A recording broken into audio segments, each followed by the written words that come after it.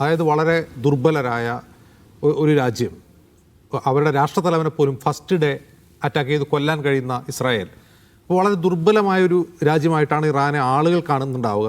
വളരെ പെട്ടെന്ന് യുദ്ധം അവസാനിക്കുന്ന തോന്നലുണ്ടാവുന്നു അതുകൊണ്ടായിരിക്കും അല്ലേ? അല്ല, അങ്ങനെയല്ല. ദുർബലമായ അവരുടെ എന്താണ് ദേശീയ അധ്യക്ഷൻ സുപ്രീം ലീഡറെ ഒന്നാം ദിവസം തന്നെ കൊല്ലാൻ കഴിഞ്ഞു എന്നുള്ളത് ഇസ്രായേലിനെ സംബന്ധിച്ചിടത്തോളം പ്രധാനപ്പെട്ട ഒരു നേട്ടം തന്നെയാണ് സ്ട്രാറ്റജിക്കലി. പക്ഷേ അതേസമയം നമ്മൾ മനസ്സിലാക്കേണ്ട കാര്യം, സുപ്രീം ലീഡറും മിലിറ്ററി ലീഡർഷിപ്പിലെ ഏതാണ്ട് എല്ലാവരും കൊല്ലപ്പെട്ടിട്ടും ഏതെങ്കിലും നിലക്കുള്ള ഒരു വൈകൽ ഇറാൻ്റെ റെസ്പോൺസിൽ ഉണ്ടായിട്ടില്ല എന്നുള്ളത് വളരെ പ്രധാനമാണ്. കഴിഞ്ഞ വർഷത്തെ 12 ഡേ വാർ ശ്രദ്ധിക്കുക ജെയിംസ്. അതിനകത്ത് ഇറാൻ ആദ്യം ആക്രമിക്കപ്പെടുന്നു, പിന്നീട് ഇറാൻ്റെ ഭാഗത്ത് നിന്ന് റെസ്പോൺസ് ഉണ്ടാകാൻ ഏതാണ്ട് 5 ദിവസം എടുത്തിട്ടുണ്ട്. പക്ഷേ ഇവിടെ അങ്ങനെയല്ല സംഭവിക്കുന്നത്. അവർ ആക്രമിക്കപ്പെട്ട വിത്തിൻ അവേഴ്സ് തന്നെ അവർ തിരിച്ചടിക്കുന്നത് മാത്രമല്ല, 5 രാജ്യങ്ങളെയാണ് അവർ ആക്രമിക്കുന്നത്. ഒരേ സമയം 5 രാജ്യങ്ങളെയാണ് അവർ ആക്രമിക്കുന്നത് എന്ന് പറഞ്ഞാൽ അതിൻ്റെ അർത്ഥമായിട്ട് മിലിറ്ററി റെഡിനെസ് എന്ന് പറയുന്നത് ഇറ്റ് വാസ് ഇൻടാക്ട്. അതങ്ങനെ തന്നെ നിൽക്കുന്നുണ്ടായിരുന്നു എന്ന് പറഞ്ഞാൽ അവർ ഈ ചർച്ചകൾ നടക്കുമ്പോൾ തന്നെ അവർ യുദ്ധം പ്രതീക്ഷിക്കുന്നതാണ് നിങ്ങൾ മനസ്സിലാക്കേണ്ടത്.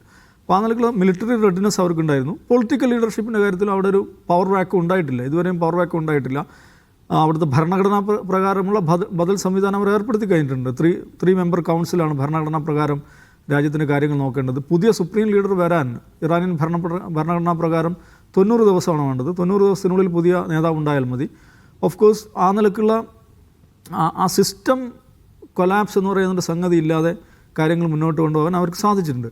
പിന്നെ ഇറാൻ്റെ ദൗർബല്യം എന്ന് പറയുന്നത് ഞാൻ മുമ്പ് ഇതേ ചർച്ചയിൽ പറഞ്ഞു, അവരുടെ എവിടെയോ വന്നിട്ടുള്ള ഇൻ്റലിജൻസ് ഗ്യാപ്പ് അത് അവർക്ക് ഇതുവരെയും ഫില്ല് ചെയ്യാൻ പറ്റിയിട്ടില്ല, അടക്കാൻ പറ്റിയിട്ടില്ല എന്നുള്ളതാണ്. അത് ഏറ്റവും ആശ്ചര്യത്തോടു കൂടി കണ്ടൊരു സന്ദർഭമായിരുന്നു ഇസ്മായിൽ ഹനിയയുടെ വധം എന്ന് പറയുന്നത്. അവിടുത്തെ രാഷ്ട്രത്തലവൻ്റെ സത്യപ്രതിജ്ഞാ ചടങ്ങിൽ പങ്കെടുക്കാൻ വന്നിട്ടുള്ള ഒരു സ്റ്റേറ്റ് ഗസ്റ്റ് രാജ്യ തലസ്ഥാനത്തെ ഏറ്റവും സുരക്ഷിതമായൊരു കോംപ്ലക്സിൽ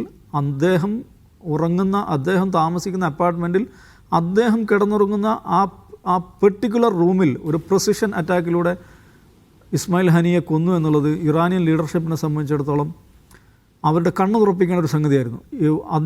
അതിഭയങ്കരമായിട്ടുള്ളൊരു ഗ്യാപ്പ് അവരുടെ ഡിഫൻസ് സിസ്റ്റത്തിനകത്തുണ്ട്, അല്ലെങ്കിൽ അവരുടെ ഇൻ്റലിജൻസ് വാളിലുണ്ട് എന്ന് ആർക്കും മനസ്സിലാവുന്നൊരു സന്ദർഭമായിരുന്നു.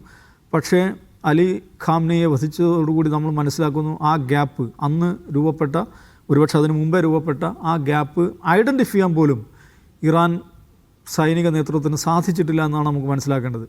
ഇസ്മായിൽ ഹനിയെ മാത്രമല്ല, ശേഷം നമുക്കറിയാം 1/2 ഡസനോളം സയൻറ്റിസ്റ്റുകൾ കൊല്ലപ്പെടുന്നുണ്ട്. അവരുടെ IRGCയുടെ ചീഫ് കമാൻഡർമാർ, ഉന്നത സ്ഥാനത്തിരിക്കുന്ന ഉദ്യോഗസ്ഥന്മാർ കൊല്ലപ്പെടുന്നുണ്ട്.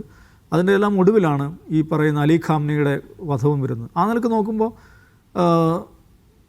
വലിയ ദൗർബല്യങ്ങൾ, വലിയ ഗ്യാപ്പുകൾ അവരുടെ ഇൻ്റലിജൻസ് ഷീൽഡിലുണ്ട് എന്നുള്ളത് വളരെ പ്രധാനമാണ്. അത് ഇറാൻ്റെ ഏറ്റവും വലിയ ദൗർബല്യമാണ്. ഇത് മാത്രമല്ല, ഇൻ്റലിജൻസ് ഗ്യാപ്പ് രൂപപ്പെട്ടു എന്നുള്ളത് മാത്രമല്ല, നമുക്കറിയാം ഓപ്പൺ എയറാണ് അവരുടെ എയർ ഡിഫൻസ് എന്നുള്ളത് ഓൾമോസ്റ്റ് നിൽ എന്ന് പറയാവുന്ന ഒരവസ്ഥയാണ് നമ്മൾ മനസ്സിലാക്കുന്നു. ആർക്കും എപ്പോഴും ഒരു ഫൈറ്റർ ജെറ്റുമായി അവിടേക്ക് വന്ന് അവരുടെ ലക്ഷ്യസ്ഥാനങ്ങളിൽ ബോംബിട്ട് തിരിച്ചു പോകാൻ, അപകടരഹിതമായി തിരിച്ചു പോകാൻ സാധിക്കുന്നുള്ളത് അവരുടെ എയർ ഡിഫൻസ് സിസ്റ്റത്തിൻ്റെ വീക്ക്നെസ് അല്ല, ഇല്ലായ്മയാണ് കാണിക്കുന്നത്, ഒരർത്ഥം ഇല്ലായ്മയാണ് കാണിക്കുന്നത്. പക്ഷേ അതേസമയം അവരുടെ ശക്തിയായിട്ടുള്ള അവരുടെ ഏറ്റവും മിലിറ്ററി സ്ട്രെങ്ത് എന്ന് പറയുന്നത് അവരുടെ ഈ പറയുന്ന ബാലിസ്റ്റിക് അസറ്റ്സാണ്. അതവർ പ്രയോഗിക്കുന്നുണ്ട്. പറഞ്ഞാൽ 1/2 ഡസനോളം രാജ്യങ്ങളെ അവർ ആക്രമിച്ചു എന്നുള്ളത് അതിൽ തന്ത്രപരമായ പാളിച്ചയാണോ തന്ത്രപരമായ നേട്ടമാണോ എന്നൊക്കെ മറ്റൊരു വിഷയം. പക്ഷേ സ്വന്തം നേതൃത്വം സമ്പൂർണ്ണമായി ഡിക്കാപ്പിറ്റേറ്റ് ചെയ്യപ്പെട്ടൊരു സന്ദർഭത്തിലും 1/2 ഡസൻ രാജ്യങ്ങൾക്ക് നേരെ അവർക്ക് ആക്രമണം നടത്താൻ സാധിച്ചു എന്നുള്ളത് അവരുടെ മിലിറ്ററി കേപ്പബിലിറ്റി അത് അവിടെ ഉണ്ടെന്നും അത് സമ്പൂർണ്ണമായി തുടച്ചു നീക്കപ്പെട്ടിട്ടില്ല എന്നുള്ളതിന് തെളിവാണ്.